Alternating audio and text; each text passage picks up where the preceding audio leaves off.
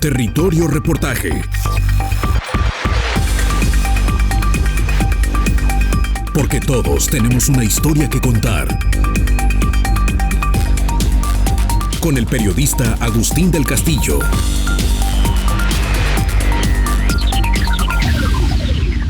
Sigamos en las entrañas del agua que se potabiliza y entrega a los ciudadanos de Guadalajara. Estamos prácticamente en el punto del sistema nervioso central del agua que recibe el área metropolitana de Guadalajara. Estos tubos son el agua que se conduce por el acueducto que viene del lago de Chapala.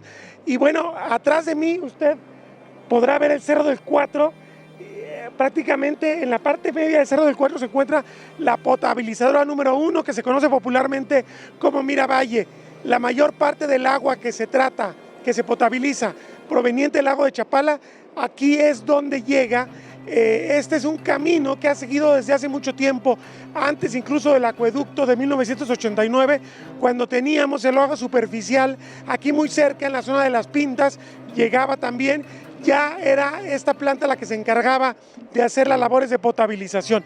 Entonces, prácticamente estamos resumiendo aquí más de 70 años de historia del agua potable de Guadalajara. Guadalajara cambió prácticamente a partir de 1955, serían 69 años, considerando que estamos en 2024. Y bueno, como hemos visto y dicho con otras plantas de potabilización, las cuentas que se dan, la información que entrega el Sistema Intermunicipal de Agua Potable y Alcantarillado es sumamente deficiente y no llama a la confianza de la sociedad respecto a la calidad de esta agua que se está potabilizando y entregando a los hogares de Guadalajara. Derivado del informe de 134 páginas entregado por expertos en calidad del agua a Territorio Reportaje con base en procedimientos de transparencia levantados en mayo, junio y julio de 2023, estas son las evidencias del agua que se procesa en la potabilizadora más antigua de la ciudad. Miravalle recibe exclusivamente agua del lago de Chapala. La información de análisis de laboratorios es relativa a los siguientes parámetros: especificaciones sanitarias físicas, químicas, de metales y metaloides, microbiológicas, de fitotoxinas, de radiactividad, de residuales de la desinfección y de compuestos orgánicos sintéticos. Para el efecto, la información revela que se reportan solamente 4 puntos de muestreo, análisis de la planta, cuando hay otros puntos donde también se deberían tomar muestras para análisis de laboratorio: Oriente 1, Poniente 1 y zona industrial.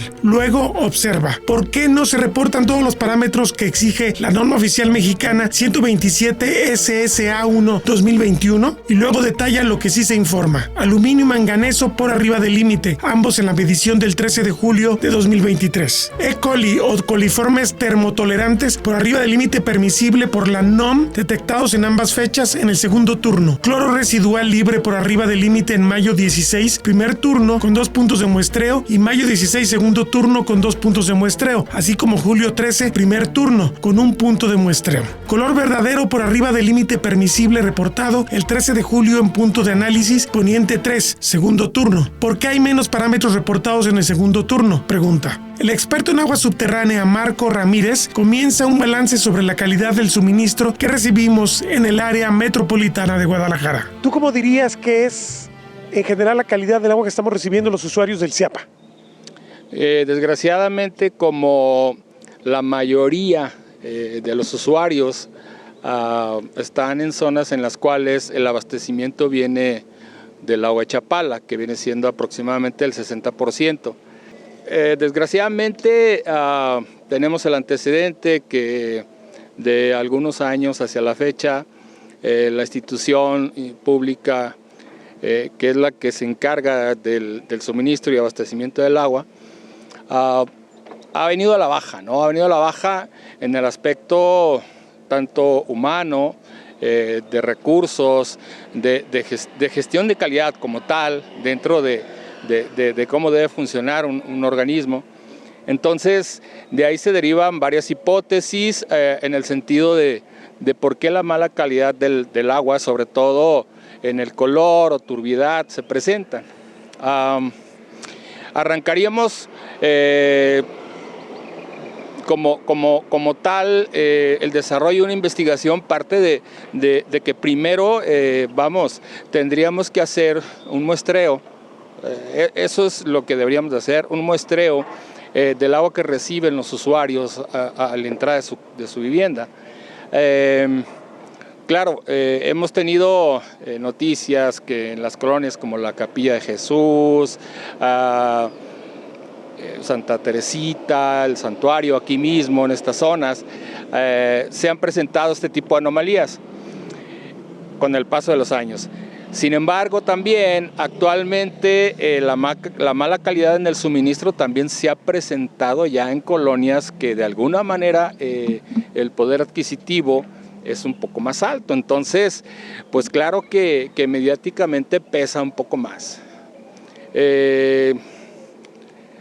Obviamente que debido a que se ha incrementado la infraestructura, sobre todo con los acuaféricos, para que la distribución también llegue a esas zonas cuando de alguna manera haya un desabasto del otro 30% que es la fuente de pozos profundos, pues bueno, tratar de hacer esta distribución de manera pues no repartida, sino que de alguna manera poder tener esa alternativa de suministro. Entonces es importante, aparte de ese muestreo, hacer esos análisis y en función de la redistribución y los circuitos principales, poder establecer de alguna manera, con mayor certeza, cuál puede ser la causa. En cuanto a hipótesis, bueno, la infraestructura se dice que tiene bastantes años, que tenemos fugas en las líneas, no solo en suministro, también en drenaje. Entonces, obviamente, claro que hay hasta cierto punto un ingreso de agua residual en algunas ocasiones en las líneas de distribución. Lo otro también obedece a que estas líneas de distribución en un momento dado, como están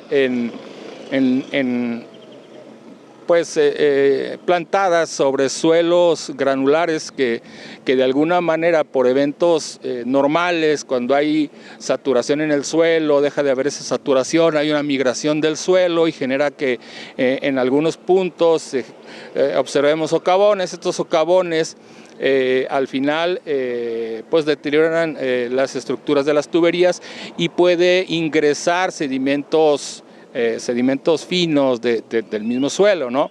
Ahora, importante es también en este monitoreo que se debería de hacer, pues bueno, ok, visualmente tenemos un agua turbia o de un color café, amarillo.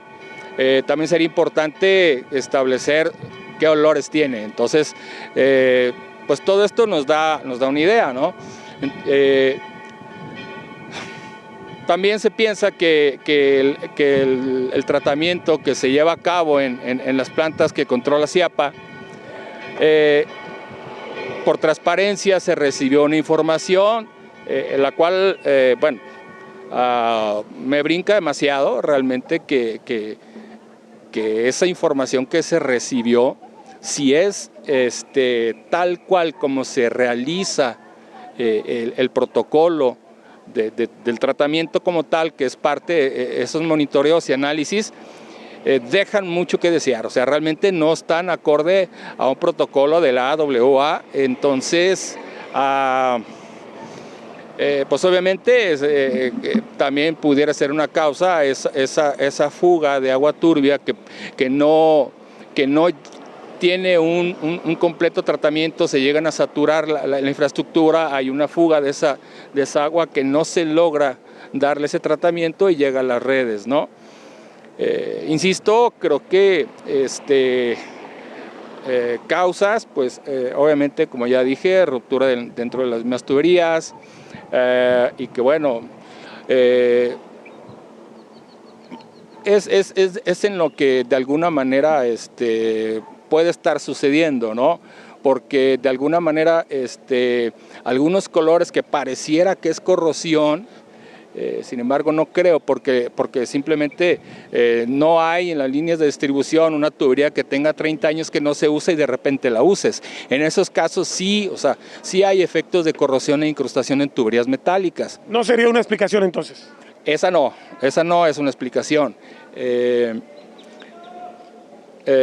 Aquí, bueno, recomendaciones y que de alguna manera... Antes de que pases a las recomendaciones, me interesa mucho tratar de entender. Hay algo que dices tú que es muy cierto. Se está tratando de hacer un solo sistema y entonces que de repente si falta agua en una fuente, se sustituye con agua de otra fuente. O sea, estamos llegando por primera vez con los acuaféricos al tema de que todo el agua, independientemente del origen, pueda distribuirse en cualquier punto de la zona metropolitana. Eso quizás podría explicar muy bien por qué si hace 10 años hablábamos nomás de ciertas colonias, ahora hablemos de forma tan generalizada y de colonias de cualquier estrato socioeconómico. Volveremos sobre esta entrevista, pero resulta fundamental comprender por qué hay tantos huecos de información en el tema para una ciudad que supuestamente lo declaró prioritario hace al menos 4 décadas.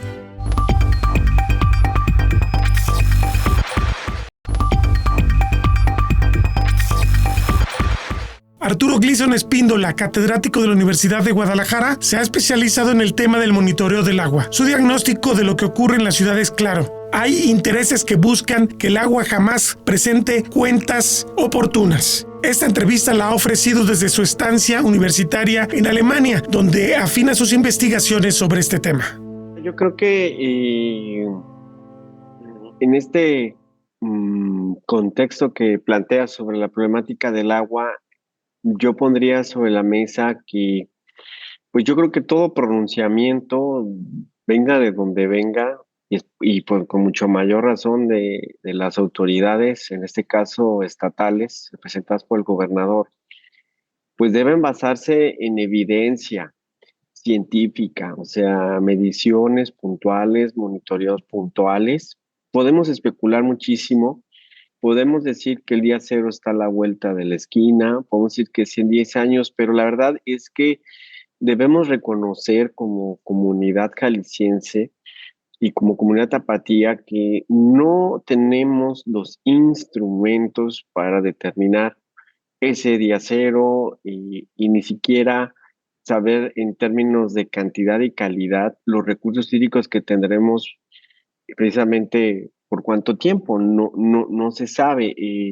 Es una gestión del agua basada en el desorden y en el abuso, en las autorizaciones para extraer más agua, para fraccionamientos, para industria, sin mediciones, sin monitoreos, sin vigilancia, no se diga las descargas de aguas negras o residuales a los cuerpos de agua, o las extracciones inclusive clandestinas que hay de la red de distribución, una falta de contabilización. Entonces, dentro de este desorden, pues se puede opinar mucho. Podemos decir que sí es cierto, ya con eso se resolvió los 50 años, ¿no? Y me pongo un flujo de agua atrás, pues todavía doy la nota, pero pues ¿cuál es la evidencia científica de eso? ¿Cuál es la evidencia científica de que mañana o pasado mañana o en 2, 3 años? Yo como académico te lo puedo decir, no tenemos esa certeza y por eso en los últimos años hemos estado manifestándonos sobre la necesidad de partir de el diseño y implementación de un sistema de monitoreo, pues en este caso específico, de todo el ciclo del agua, lluvias, infiltración, flujos de agua subterráneos, ¿no? Estado actual de los manantiales, por un lado, toda la parte natural y toda la parte de infraestructura que es la extracción, los tubos, las potabilizadoras, la distribución, los consumos en los distintos puntos de la metropolitana, los drenajes y las descargas de aguas negras y el tipo de tratamiento. No existe una manera de medirlo, de entenderlo, para poder diagnosticar, para diseñar las propuestas que se requieren. Entonces, creo que conforme las evidencias cotidianas, dícese el río Santiago supercontaminado, pues se dice que ya está limpio el 70%, pues no entiendo yo ¿cómo se llama? Pues la evidencia de ello, o dícese del agua chocolatosa que muchos ciudadanos están sufriendo ahorita en el área metropolitana de Guadalajara, que ni siquiera usan el agua para lavar, ya no sirve para lavar. O sea, mientras más manifestaciones en ese sentido se están incrementando, o más colonias o fraccionamientos que no tienen agua, pues obviamente el grado de incertidumbre y el clima para la especulación y el pronunciamiento, ya sea de donde venga, pues aumenta. Entonces, pues yo haría una moción, un llamado atento a la comunidad para ponernos serios en el asunto y no se base nuestra discusión en puntos de vista a modo, ¿no? O por interés político, o por querer lastimar o deteriorar el prestigio de X y persona, sino en la evidencia científica. Entonces pongamos la medición, pongamos la regla, pongamos el equipo para determinar este día cero. ¿Cuánto tenemos? ¿Cuánto estamos sacando? ¿Cuánto estamos tirando? Y hacer los cálculos para poder determinar el día cero y no hacerlo a través de menos pronunciamiento, ya sea que tengo 50 años o mañana se acaba el flujo de agua, ¿no? ¿A qué atribuyes, tú has insistido mucho sobre este asunto de la medición, a qué atribuyes Sí. la resistencia? Porque parece que la autoridad no está interesada en que haya realmente medición a tiempo real y muchos de los críticos del modelo tampoco rescatan este valor de que haya algo objetivo que nos pueda decir cómo estamos con el agua. Pues yo creo que responde mucho a que quienes se están beneficiando de estas extracciones, hablando a lo mejor desde la perspectiva urbana, a quienes se benefician de las extracciones y medición para la creación de nuevos fraccionamientos o incrementar los volúmenes de agua para estos nuevos desarrollos verticales. Y por el lado rural, quienes extraen esa agua para riego de sus sembradíos, para los distintos productos que se están produciendo en Jalisco, pues obviamente son los más interesados en que no se mida. ¿Por qué? Porque es difícil que si no hay una medición, un detector, un sistema de cuantificación de las extracciones, los consumos y las contaminaciones, pues obviamente pues estos intereses operan en la clandestinidad, ¿no? Y se pierden entre todo este desorden y siguen sacando y siguen contaminando y por eso, pues entre menos mediciones haya, pues más desorden, más abuso. Y bueno, pues si la autoridad no asume su liderazgo como tal y está en contubernio con distintos poderes, pues lamentablemente pues no va a estar ni en la agenda federal, como no está, ni en la agenda estatal, ni mucho menos en la local, ¿no? Por un lado, Oye, creo que ese Arturo, es el interés más fuerte, ¿no? pero incluso en eso, quizás hace 10, 15 años que empezábamos, que tú empezabas pues a hablar de este tema, hablando un poquito de tu trayectoria personal, eh, ahora hay un deterioro de lo que había para monitorear, o sea, no era suficiente entonces, pero no solamente eso, no se le invirtió más, sino que se le dejó caer. Sí, acabo de citar un libro interesante sobre la gestión del agua de 1917 a 2017 de Judy Domínguez del Colegio de México. Recomiendo mucho porque ella nos explica todo este proceso histórico de la gestión del agua, ¿no? De estos 100 años a partir de la Constitución, de la promulgación de la Constitución mexicana de 1917. Y ella nos habla precisamente de cómo fueron evolucionando las agencias gubernamentales del agua y precisamente ella señala que en 1989, a raíz de que llega el gobierno de Carlos Salinas de Gortari, desmantela la Secretaría de Agricultura y Recursos Hídricos y dentro del desmantelamiento de esta secretaría, el tema de la medición en aquel entonces, que era primordial, las estaciones meteorológicas, queda en la orfandad. Entonces, si bien es cierto que hay un sistema meteorológico nacional, también es cierto que no todas las estaciones, por ejemplo, funcionan. Y te digo como expertos que no nos tenemos que estar calculando escurrimientos, se necesita la lluvia o los sistemas de captación de agua de lluvia, necesitamos datos de estaciones meteorológicas que registran las precipitaciones, pues nos encontramos con que no están vigentes o ya tiene 10 años que no funciona una estación. Entonces, ha sido lamentablemente estas políticas radicales de privilegiar la infraestructura y no, pues al menos rescatar este esfuerzo que ya venía haciendo la ex Secretaría de Bueno, Agricultura y pero es Recursos Hídricos, privilegiar ¿no? la infraestructura de captación, porque esto es parte de la infraestructura que tendría que ser básico también, ¿no? Sí, sí, pero es que se construye la obra, pero no se le añade el sistema de medición, ¿no? O sea, cuánto les traemos a las presas, cuánto les traemos a Chapala. Es increíble que, pues tú lo has documentado en otras ocasiones, ¿no? El grado de contaminación de Chapala, o sea, y cómo va creciendo, ¿no? ¿Quién monitora las descargas de las poblaciones a la ribera, o sea, de la ribera hacia el lago, o las urbanizaciones crecientes en los municipios de Chapala, Ajijic, ¿no? Toda esta parte de desorden que fundamentalmente responden a estos intereses y que, bueno, no se mide nada para que pues pueda haber este desorden, ¿no? Esta falta de gobernabilidad de los recursos hídricos. Cada quien agarra lo que puede y lo extrae, aunque tenga el permiso, pero pues le saca hasta lo que más puede, ¿no? El pretexto siempre es, y tú lo has escuchado muchas veces, que no hay dinero para hacer esta red de medición.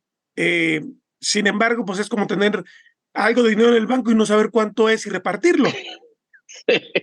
Sí, pues es que yo lo asemejo también, ¿quién compra un carro, cualquiera que sea, sin medidor de gasolina? ¿Sabes qué? El detalle de este carro es que no sirve el medidor. Yo creo que te la pensarías en comprar ese carro. O le pedirías al que te lo está vendiendo, arréglamelo o descuéntame para que yo pueda pagar el medidor. ¿Por qué?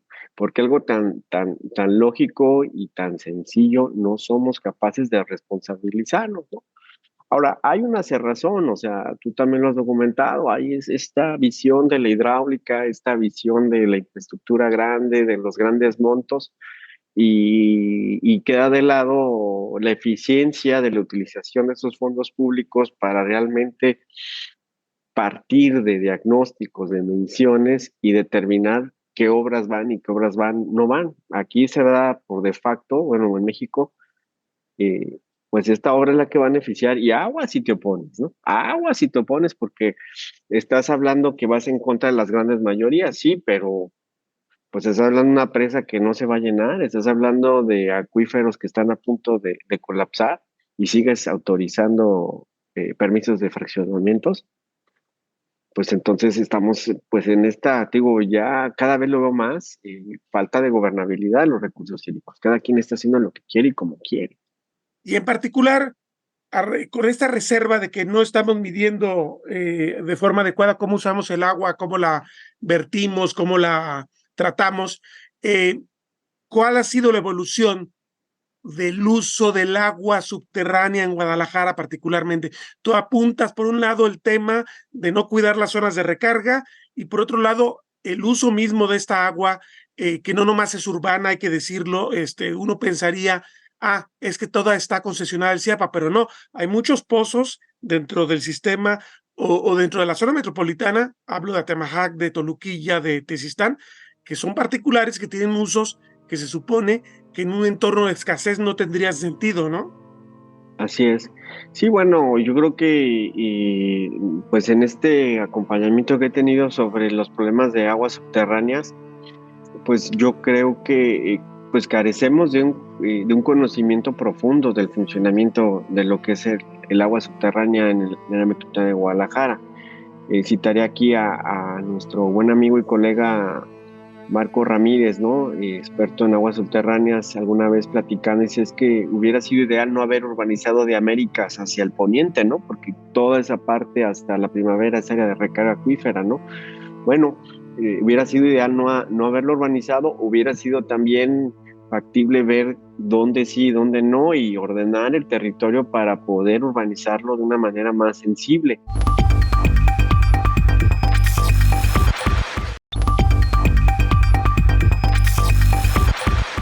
En Guadalajara tenemos un gobierno del agua a ojo del buen cubero, un exceso de mercado, un déficit de autoridad y mucho desorden, advierte Gleason Espíndola. El sector de la construcción se abalanza bajo la idea de la utilidad, sin conocer la importancia del agua subterránea, y bueno, ya estamos sufriendo, sobre todo esa parte poniente de lo que es Avenida Guadalupe, Chapkovsky, toda esta parte pegada a la Primavera, ya está, se llama, ¿cómo se llama? Este fraccionamiento que está allí atrás de Concentro, a Ciudad Granja, pues ya tienen problemas de calidad de agua. ¿Por qué? Pues tan cercanos a una zona recarga que es el Bajío, que muy probablemente están virtiendo aguas negras residuales de las filtraciones de las fosas sépticas, ¿no? Entonces, un desconocimiento total, un interés económico voraz que no le importa dónde poner un metro cuadrado de concreto y obviamente paulatinamente pues estamos extrayendo grandes cantidades de agua subterránea y sin recargarlo, ¿no? Oye, Arturo, pero tú Sí, mencionas interés económico de corto plazo, son muchos empresarios que se dedican a la actividad inmobiliaria. así es, A mí no así me es. extraña que ellos quieran ganancia. A mí lo que me extraña es que no haya un gobierno que les diga aquí puedes y aquí no puedes y estas son las reglas. Pero mira, sí, sí, claro, pues es lamentable la ausencia Digo, porque de para eso tenemos gobierno, ¿no? Sí, claro, Mm. sí, pero tú recordarás, aquí pues me tocó estar en el tema de las vías panamericanas antes de su construcción. Se estaba trabajando sobre el ordenamiento territorial del Bajío en 2008, 2009. Aquí estuvo ahí presente la doctora Raquel Gutiérrez Nájera, quien nos compartió esto y cambió el tema de las vías panamericanas del centro y se fue al Bajío y la política del mismo gobierno en ese entonces de gobernador González Márquez, Emilio, pues cambió y la secretaria de Medio Ambiente de tener los grupos de análisis para proteger la zona, tuvo que autorizar las manifestaciones de impacto ambiental mal hechas a la carrera para dar las licencias de construcción que también estuvieron pues chuecas, ¿no? Entonces, fue una vorágine que pues tratamos varios de nosotros de detener y que sin embargo pues se construyeron las villas y pues están así, están cobrando por los perjuicios pues todas las zonas de aledañas que están sufriendo ya de falta de calidad Bueno, de y tú agua, hablas ¿no? de una acción que directamente detonó el gobierno, pero el gobierno Así, tiene el poder, hablando de los municipios, no nomás del estado, de decirle a un particular, aquí puedes urbanizar, aquí no puedes urbanizar. así Y a es. final de cuentas terminan actuando como si fueran sus agentes promotores inmobiliarios, en vez de ser los que digan, aquí se puede y aquí no se puede. Sí, sí, sí, sí, sí, eso pasó. Y eso está terminando, en mi punto particular de vista, quienes llevan el orden o la agenda del desarrollo urbano, pues no son, con todo respeto, ni el IMEPLAN, ni todos los sectores que supuestamente están involucrados con la planeación urbana, ese sector inmobiliario. Ellos dicen dónde van las construcciones y todo se debe acomodar a lo que ellos dicen, ¿no? Incluyendo movilidad, que también es otro problema que no está aquí en discusión, pero en el tema del agua, en cuestión de suministro, no importa cuánta haya, hay que perforar, el CIAPA en su momento tiene que dar las factibilidades, tanto de extracción y tanto decir dónde la tira y al urbanizador no le va a interesar dónde van las aguas negras de funcionamiento. Entonces, definitivamente el gobierno ha pasado a ser pues lamentablemente una comparsa, un servil del interés económico, en este caso, pues de estos sectores inmobiliarios corruptos. No puedo generalizar, pero sí gran parte de ellos pues se han encargado pues, de llevar a cabo el crecimiento urbano de nuestra zona metropolitana, ¿no? Porque a final de cuentas recordemos cuando se publicó el famoso POTMET, el Sí, me planteamiento, que acuerdo. me parece que estamos de acuerdo todos, la ciudad no debe crecer, la ciudad ya creció demasiado, pero la ciudad ha seguido creciendo desde 2016 para acá, ese es el tema. Así es, o sea, pues sí vemos los discursos, vemos los documentos, por ahí también acaban de sacar un estudio de aguas subterráneas. mm, no hay una jerarquía real, un ejercicio de liderazgo público de tal manera de que marque el rumbo, ¿no?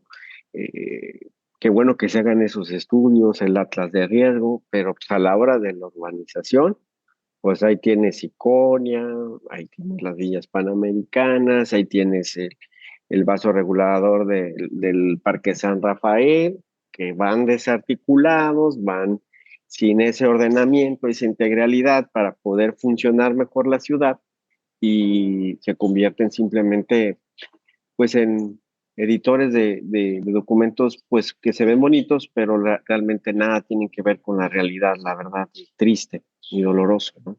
Ahora, tú mencionas, por ejemplo, el caso de Ciudad Granja, el tema de que les está llegando agua de baja calidad, pero seguimos Así también en las es. mismas que no tenemos certeza de cuál es el origen, porque seguimos sin tener un control verdadero sobre el acuífero. También se habla de que se abate cada año no sé cuántos metros, pero yo no sé si esto sea de librito o realmente tengan certezas respecto al abatimiento del acuífero.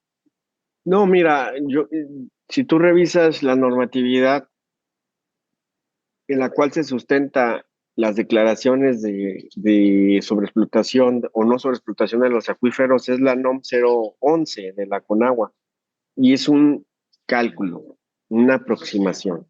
No es resultado de una medición constante, ¿verdad? Periódica, o sea que, y supervisada y analizada.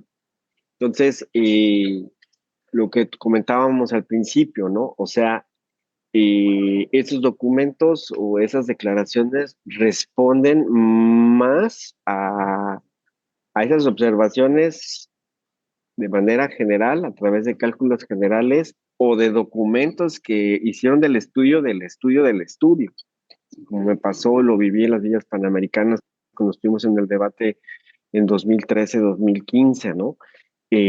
Conagua presentaba datos de estudios, de estudios, de estudios. Oye, no, hombre, pues tú debieras tener los datos de primera mano Y de cuánta agua hay, actualizados. tú te metes ya actualizados en tiempo real, o sea, tú te metes al acuífero Edwards, al que está en Texas, que abastece a Austin y a San Antonio, y tú puedes ver cada 5 minutos los niveles del acuífero, o sea, yo animo a la población a que eche un vistazo a eso.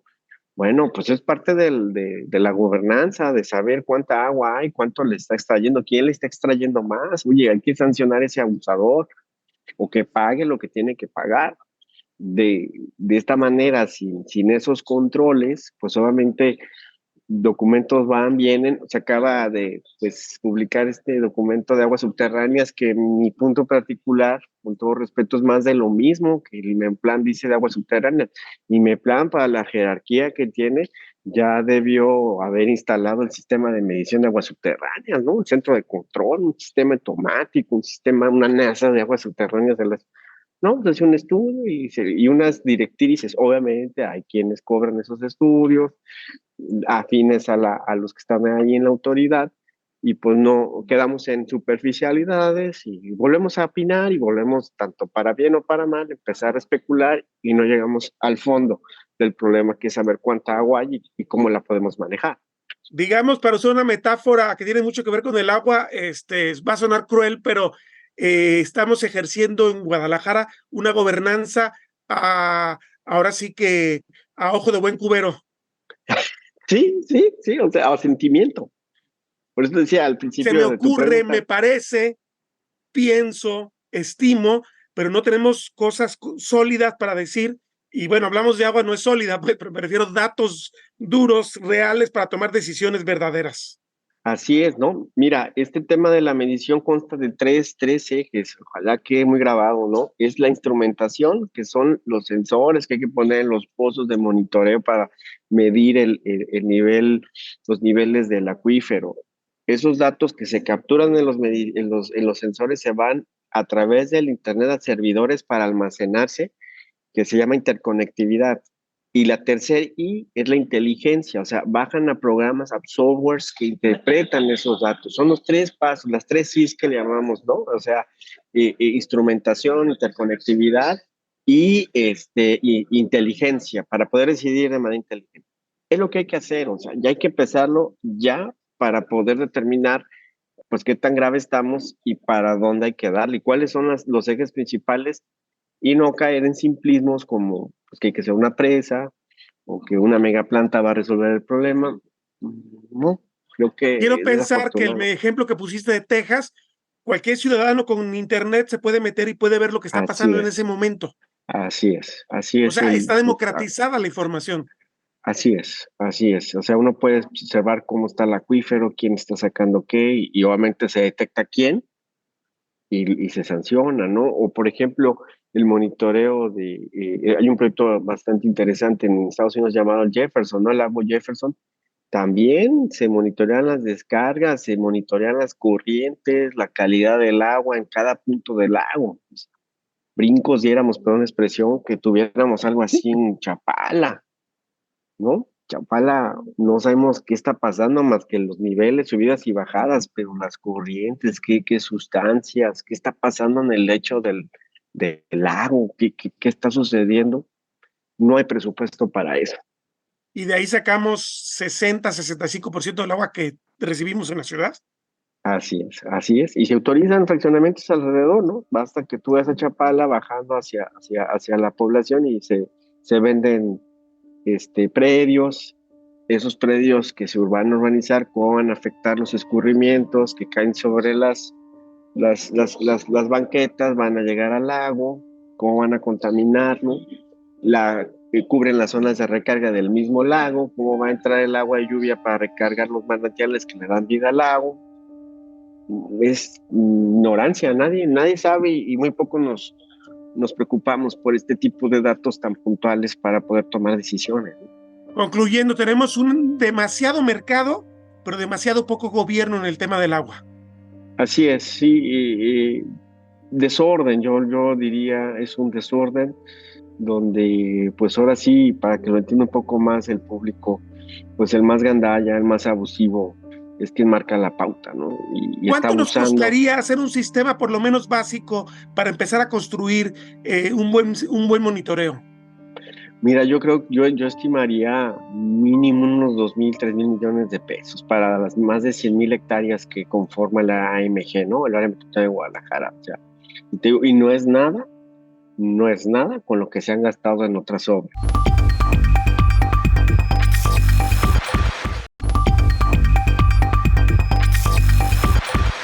¿A quién no le conviene poner en orden el agua de la ciudad? Las opiniones públicas del organismo operador CIAPA suelen hablar en cuentas ambiguas de lo que se tiene disponible en la ciudad. Para abrir vocacionamientos, habitabilidades y licencias, el agua sigue estando disponible. Para justificar extraer el agua de regiones cada vez más lejanas, es escasa. Esto demuestra el desinterés gubernamental en que el ciudadano tenga información de primera mano y en tiempo real, lamenta Arturo Gleason Espíndola. Vamos tarde, obviamente este sistema puede irse escalando poco a poco, pero en unos 3 a 4 años pudiéramos tener, voy a decirlo así, una NASA de aguas subterráneas y luego migrarlo hacia toda la infraestructura. Debiéramos tener todo un centro inteligente de monitoreo, de manejo de agua, de todo lo que involucra nuestra ciudad, ¿no?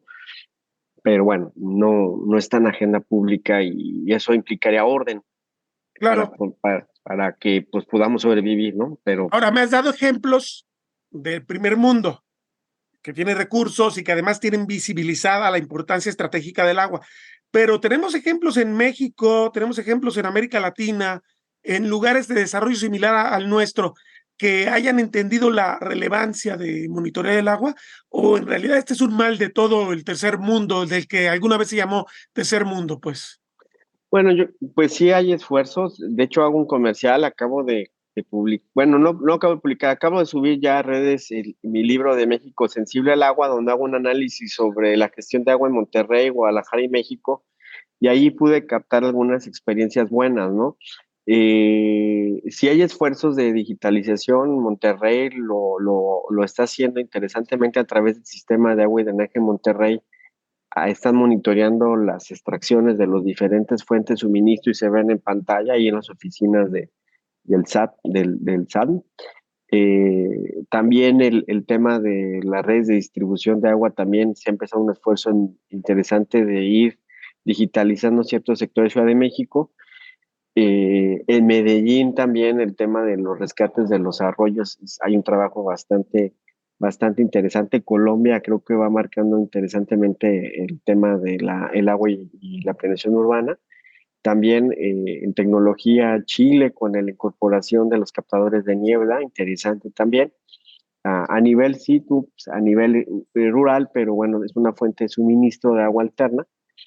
Pero mira, con respecto a los grandes desafíos que tenemos por delante, pues son mínimos, son O sea, escasos, ¿no? no tenemos un ejemplo que digas, tienen el sistema completo, están haciendo cosas, No, pero falta completar mucho. así es, así es. Es que mira, yo lo asemejo, esto es como un gran rompecabezas de 10,000, 15,000 piezas, ¿no?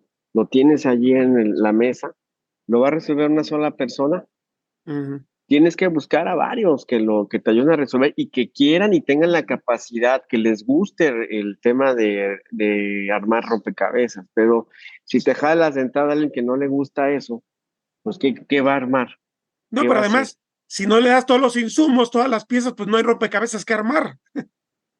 Entonces, así es. O sea, de hecho, en el informe de la ONU del año pasado, la portada del informe es un rompecabezas. O sea, y ahí me queda claro que es muy complejo, son muchas piezas que hay que embonar, ordenar y que necesitamos la colaboración de todos, de todas las personas, pero pues de líderes que ayuden a que estas piezas vuelvan a encajar de una manera amigable, una manera, pues quizá tú también dolorosa, pero necesitamos hacerlo para la supervivencia de nuestra área metropolitana de Guadalajara. De otra manera, yo veo que el proceso de deterioro se está acelerando, o sea, si vamos así, ahora vamos más de picada y los síntomas como agua chocolatosa, el lago Chapala cada vez más contaminado, fraccionamientos, voy a citar un ejemplo, los hilos casi frente al aeropuerto de la ciudad de Guadalajara, que no tienen, se vendieron las casas sin agua, Agustín, o sea, esto va, uno que ha estado estudiando el tema hace 25 años, pues obviamente tengo la película más amplia y te puedo decir que pues vamos más de picada y que urge llamar la atención de todas y todos para ponernos las pilas y empezar a trabajar de acuerdo a lo tecnológico, a lo que la ciencia nos diga, ¿no? Los propios empresarios deberían estar interesados porque el negocio se les puede acabar. Digo, a final de cuentas, no solamente hablo del sector inmobiliario, que es muy importante y es un actor decisivo en esto, hablo Sí, también de lo que es la empresa en Guadalajara. O sea, una ciudad sin agua no es competitiva, no recibe inversiones y económicamente declina. sí, claro, claro, y necesitamos que todos esos empresarios y la sociedad en general, pues cobremos conciencia de este tema. O sea, para mí uno de los principales pasos para una transformación es precisamente dar a conocer, concientizar a la población y obviamente estos sectores, pues de que pues está en riesgo. Mira, ahora yo que estuve en el Informe Mundial del Agua el año pasado, o sea, dice ONU, ya no alcanzamos a llegar al 2030 para conseguir las objetivos de desarrollo sustentable en términos de agua, o sea, que es bajar a la mitad el número de personas que no tienen acceso a agua y a la mitad los que no tienen acceso al saneamiento. Entonces ya vamos tarde, o sea, se prenden los focos a nivel global, o sea, se está motivando a que los gobiernos asuman los liderazgos, agarren las partidas, agarren la ciencia, la tecnología, la medición es uno de los ejes principales de la gestión integral del agua. Y México vamos muy lentos y creo que Jalisco todavía más lento, ¿no? O sea, en esos temas no estamos conscientes y debemos pues hacer este gran despertar, o sea, esa concitación para que pues, los empresarios pues vean que sobre qué están haciendo negocios, ¿no? Una bomba de tiempo. Hasta el año 1955, el área metropolitana de Guadalajara, que entonces estaba cosida de forma muy precaria, apenas estaban llegando, integrándose los municipios de San Pedro Tlaquepaque, Tonalá estaba lejos, Guadalajara y Zapopan pues todavía tenían espacios de vacíos urbanos que indicaban que todavía no había una consolidación de un proyecto metropolitano. Pero a partir de 1955, el recibir agua del lago de Chapala fomentó el desarrollo inmobiliario porque había una oferta de agua importante que hizo que de forma muy tranquila los desarrolladores pues plantearan proyectos para unir estos 4 municipios centrales que actualmente son el corazón del área metropolitana, pero ya están lejos de ser la mayor parte, incluso en términos territoriales. Estamos hablando de que ya se le sumaron 5 municipios más.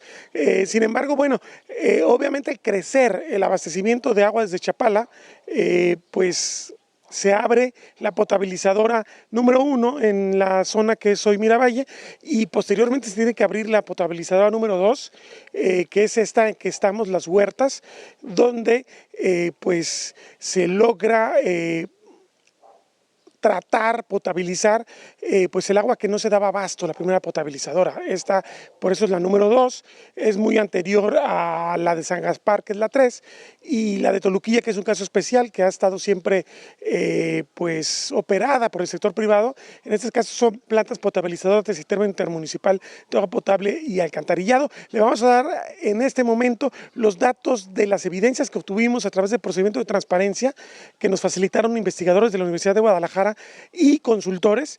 El agua que aquí se está potabilizando tiene muchos peros, igual que en las otras plantas potabilizadoras. Hay muchos parámetros que no se están cumpliendo o que no se están informando por lo menos, y esto también explica el hecho de que muchos hogares del área metropolitana de Guadalajara estén recibiendo agua que por lo menos en apariencia no cubre los requisitos de potabilidad. Así las cosas aquí en Las Huertas, municipio de Tlaquepaque, y en este momento pues vamos a pasar a conocer los parámetros específicos que se están dando a conocer sobre la potabilización de esta planta. El mismo estudio de transparencia referido sobre la calidad del agua que proveen las plantas potabilizadoras realizado en 2023, el cual hemos usado a lo largo de esta serie de programas, arroja los siguientes datos para la información transparentada respecto a esta planta potabilizadora número 2 que recibe agua del lago de Chapala, al igual que la número 1. En julio 10 no se reportaron datos de color verdadero. No hay más de un reporte por fecha. No hay más análisis al día, pregunta. ¿Por qué en el reporte del 5 de junio se enlista la norma oficial mexicana 127 SA 1 1994 cuando ya no es vigente? ¿Por qué no se reportan todos los parámetros que exige la norma oficial mexicana vigente? Cloro residual libre por arriba del límite permisible exigido por esa non vigente en todas las fechas consultadas en ambos puntos de análisis. Queda documentado que el mundo del agua en Guadalajara es un mundo de opacidad y trampas. ¿Tendremos pronto el día cero del agua? Con los datos oficiales, el pronóstico no se puede dar. Territorio Reportaje. Porque todos tenemos una historia que contar. Con el periodista Agustín del Castillo.